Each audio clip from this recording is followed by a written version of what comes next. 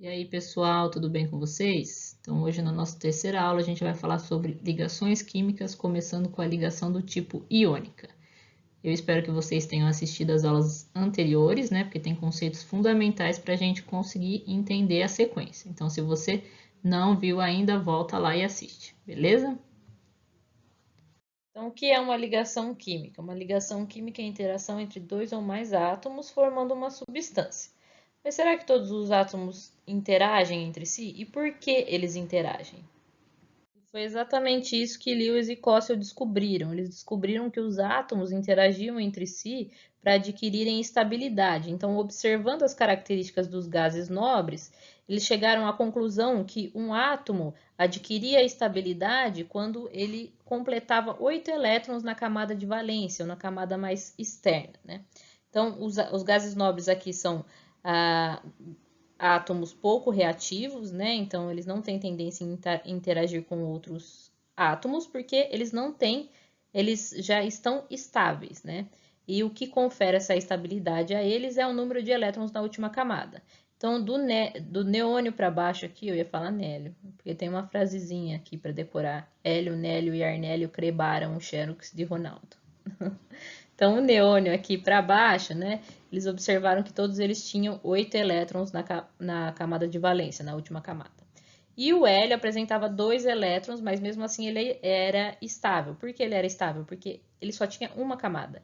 E a camada 1, ela se completa com 2 elétrons. Então, aí surge a teoria do octeto, certo? Que diz que um átomo interage com outro átomo para adquirir a estabilidade de um gás nobre, que é adquirir 8 elétrons na camada de valência. E aí os átomos podem adquirir essa estabilidade, né, doando ou compartilhando elétrons. Então, quando doa, né, um perde, outro ganha e ocorre a formação de íons. E esse tipo de interação a gente chama de ligação iônica. Lembra? Formação de cátion e formação de ânion, né? Quem perde elétron fica positivo e quem ganha elétron fica negativo. Ou então pode ser feita compartilhando elétrons. E aí ninguém perde, ninguém ganha, né? Eles apenas compartilham elétrons aos pares. E esse tipo de interação entre os átomos a gente chama de ligação covalente. Percebam, ó, que aqui eu tenho a distribuição em camadas, né? Distribuição eletrônica em camadas dos átomos aqui, certo? E aqui também, ó. Mas quem vai interagir é sempre os elétrons da camada de valência, da última camada, tá? E quem define o tipo de ligação que vai ser estabelecida entre esses átomos é a eletronegatividade. Então, ligações iônicas ocorrem entre átomos que têm grande diferença de eletronegatividade, e ligação covalente ocorre entre elétrons que não têm tanta diferença entre as suas eletronegatividades. Então, lembrando lá, o que é eletronegatividade? É a capacidade que um átomo tem em atrair elétrons. Então, se eu olhar aqui na tabela periódica, ela cresce da esquerda para a direita e de baixo para cima. Os gases nobres não contam, porque eles já estão estáveis, certo? Então, o flúor aqui seria o átomo mais eletronegativo e o frâncio o menos eletronegativo. Então, se eu pegar, por exemplo, um sódio, né, o átomo de sódio, e outro de cloro, como o átomo de cloro é muito mais eletronegativo do que o sódio, o que acontece é que ele vai puxar tantos elétrons desse sódio que ele vai tirar o elétron da última camada dele. E aí o sódio fica positivo, então, e o cloro negativo, porque ganhou esse elétron. Então, como a diferença de eletronegatividade, eles estão longe da tabela um do outro, é grande, então a interação vai ser do tipo ligação iônica, tá? Agora, entre os ametais aqui, certo, que são esse grupo aqui, ó, a diferença de eletronegatividade é pequena. Então, se eu interagir, por exemplo, o nitrogênio com o oxigênio, como a diferença de eletronegatividade é pequena, eles não têm a força de tirar o elétron um do outro. Então, mesmo que o oxigênio seja um pouco mais eletronegativo que o nitrogênio, né, ele não tem essa força de retirar o elétron. Ele pode deslocar a nuvem eletrônica, depois a gente vai ver isso, né? Mas ele não tira o elétron. E aí, então, o que acontece é que eles compartilham esses elétrons ao invés de perder ou ganhar para adquirir estabilidade, ok? Então, generalizando, ligações iônicas ocorrem entre metais, que são esses caras aqui, ó, desse lado da tabela, tá? Aqui, ó, daqui para cá, metais, e ametais. Então, toda vez que eu tiver um metal interagindo com um ametal, eu vou ter uma ligação iônica, onde há a formação de íons. Então, um perde elétrons e outro ganha elétrons. Ou então, se eu tiver a interação entre metal e hidrogênio, lembrando que o hidrogênio ele não tem uma família, né? Ele é classificado à parte. Então, metal com ametal ou metal com hidrogênio vai ser ligação do tipo iônica. O metal sempre vai ficar positivo, ou seja, ele sempre vai doar elétrons. Lembra que se eu me livro do que é negativo, da carga elétrica negativa, né, o elétron, eu vou ficar positivo. Então, metal sempre cátion e ametal sempre ânion. Metal doa, ametal recebe. Metal doa, hidrogênio recebe, tá? Então, resumindo, a ligação iônica se estabelece pela transferência definitiva de elétrons. O meu metal vai doar elétrons para o meu ametal ou hidrogênio.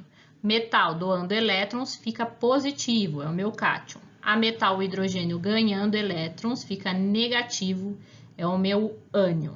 Tá? Então, um perde e o outro ganha. Quem perde fica positivo, é o cátion, e quem ganha fica negativo, é o ânion. Aqui eu coloquei uma tabelinha periódica para vocês visualizarem, né? Então, tudo que está em verde aqui vai ser o meu metal, ele vai ficar positivo. E ametais e hidrogênio, que está aqui, ó, para fora, né? Vão ficar negativo aí na ligação iônica. O metal doa elétrons e o ametal ganha elétrons. Cuidado para não confundir, hein? Quem ganha elétrons fica negativo, quem perde elétrons fica positivo, porque estamos falando de carga negativa, tá? Então, ele está se livrando de uma carga negativa, ele fica com cargas positivas de sobra. E aqui ele está ganhando uma carga negativa, ele vai ficar mais negativo ainda. E os gases nobres não têm tendência a se ligarem a outros átomos, porque eles já estão estáveis. Então, eu estava falando que os metais têm a tendência em doar elétrons, né? Então, daqui para cá, né, os metais vão sempre doar elétrons e os ametais receberão elétrons. Mas quantos elétrons eles vão doar? Então, eu preciso saber a quantidade de elétrons na última camada. E aí, se eu estiver falando de um elemento representativo, que são esses daqui, o antigo grupo A, que estão na extremidade da tabela, eu consigo saber rapidamente a quantidade de elétrons na última camada se eu souber a família em que ele está.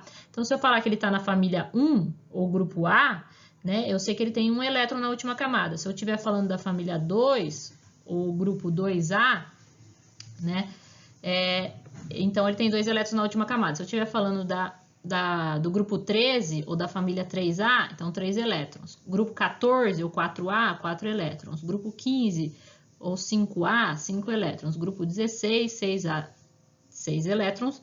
Ou grupo 17, 7A, 7 elétrons. O grupo 18 ou 8A são os gases nobres que já estão estáveis. Então aqui, ó, tá vendo? Esses daqui da extremidade é o meu antigo grupo A, que são os elementos representativos, e aí eu consigo saber a quantidade de elétrons na última camada pela família em que ele está, certo? Lembrando aqui, ó, os metais ficam positivos e os ametais negativos. Ah, professora, eu vou ter que decorar quem são os metais, então, para saber se eles perdem ou ganham elétrons? Não, basta eu saber a quantidade de elétrons na última camada. Então, se eu tiver 1, 2 ou 3 elétrons na última camada, ele vai perder os elétrons todos e ficar positivo. Quanto positivo? Se ele tiver 1 elétron, ele perde 1, fica mais 1. Tiver 2, perde 2, fica mais 2. Perde 3, fica mais 3, tá? E se ele tiver 5, 6 ou 7, ele vai ganhar para completar 8. Então, ele tem 5 elétrons na última camada, ele ganha para completar 8 elétrons. Quanto falta? 3. Então, menos 3. Lembra que ele está ganhando carga negativa, então vai ficar negativo. 6 para 8, falta 2, menos 2. 7 para 8, falta 1, menos 1. Por que eu pulei o 4 elétrons aqui? Porque se ele for um metal com 4 elétrons, então ele vai perder os 4 elétrons e vai ficar positivo.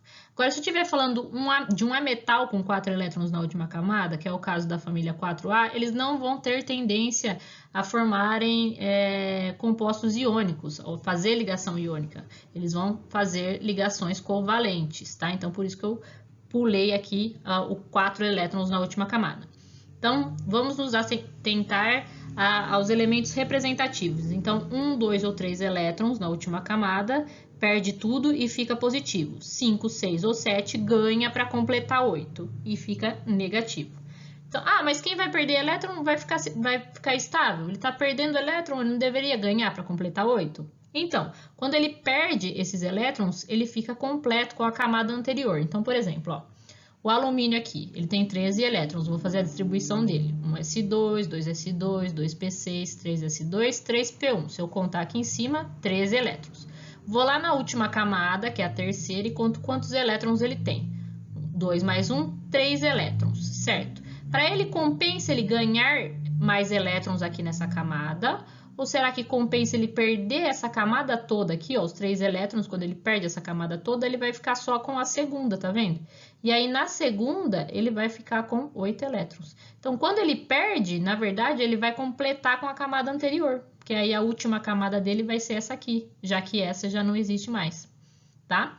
E aí, com 5, 6 ou 7, compensa ele completar a camada. Então, por exemplo, o oxigênio aqui, 1s2, 2s2, 2p4, ele tem 8 elétrons, e na última camada, que é a 2 aqui, ele tem 6.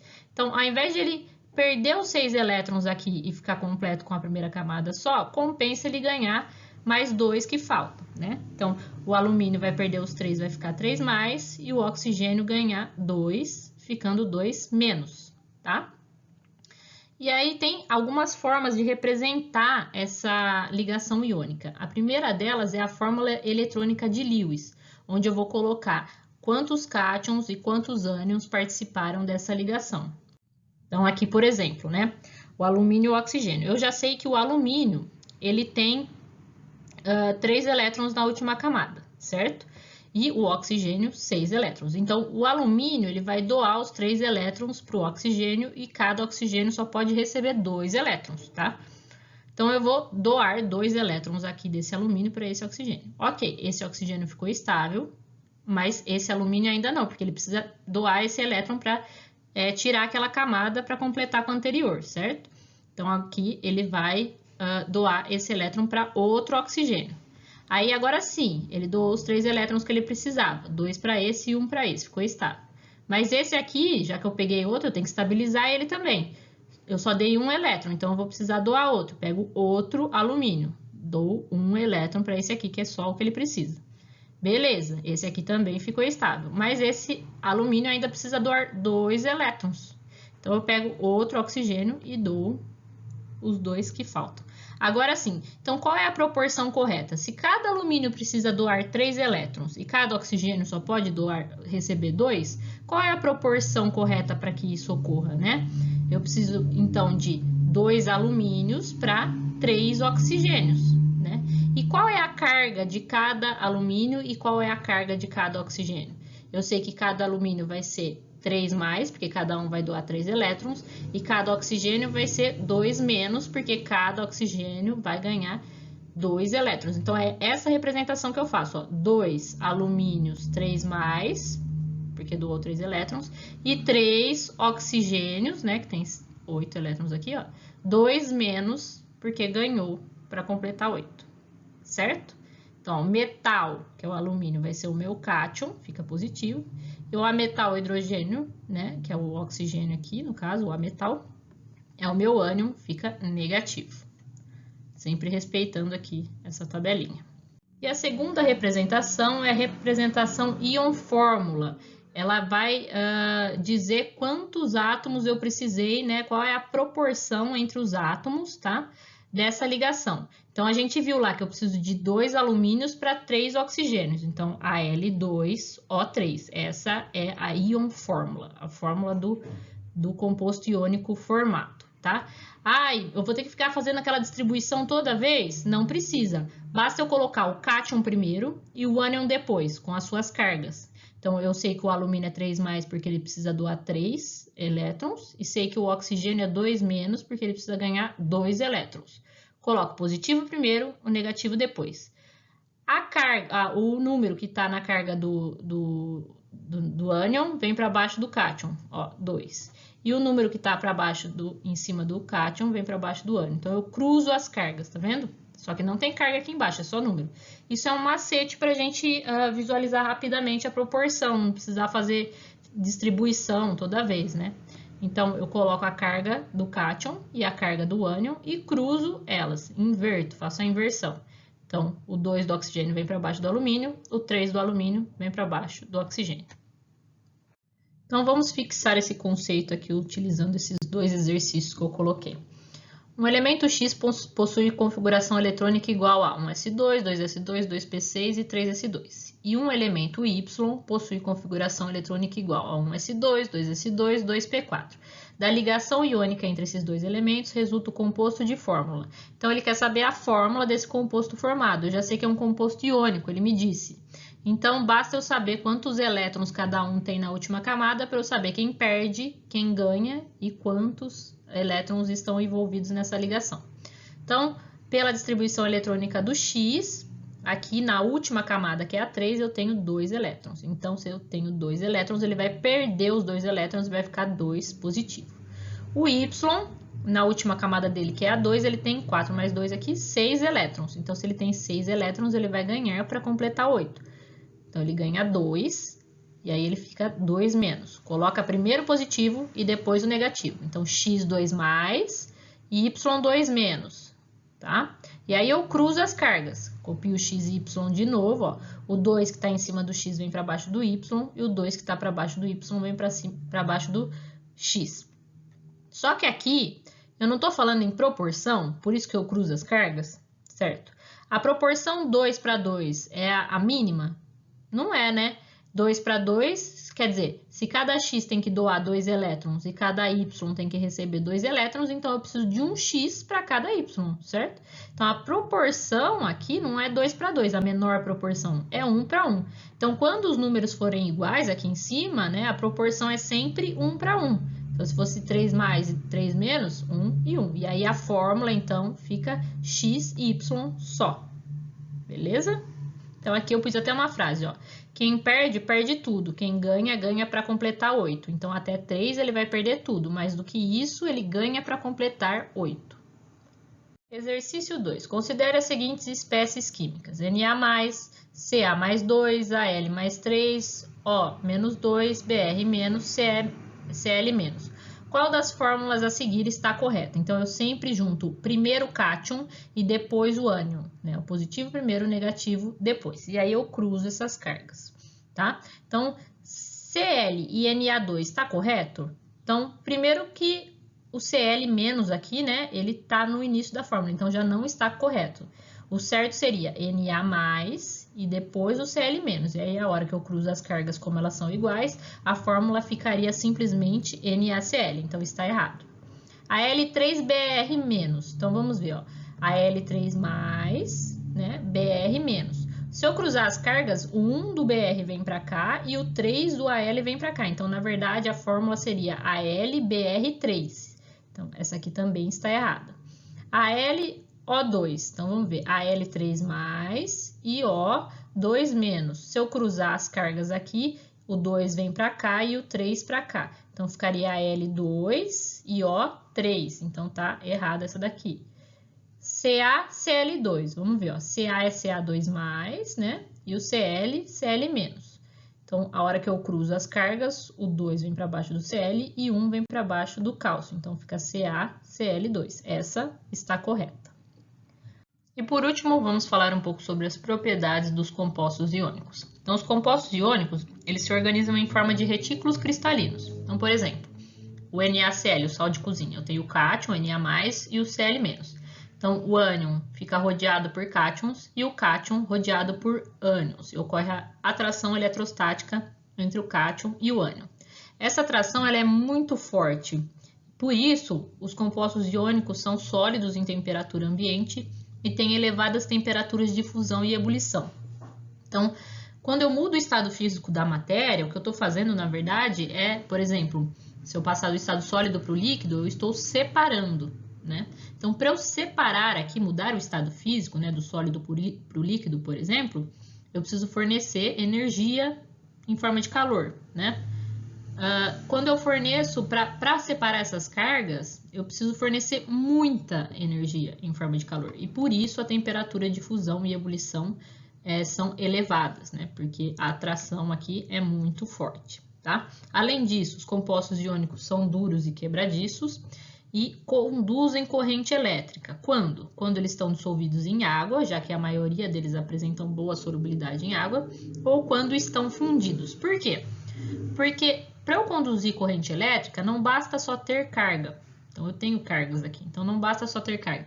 Eu preciso que essas cargas estejam livres. Então, se eu dissolver esses compostos em água, essas cargas se separam e aí eu consigo conduzir corrente. Ou então, quando eles estão no estado líquido, né, eu tenho maior mobilidade aí dessas cargas. E aí eu consigo conduzir corrente elétrica também.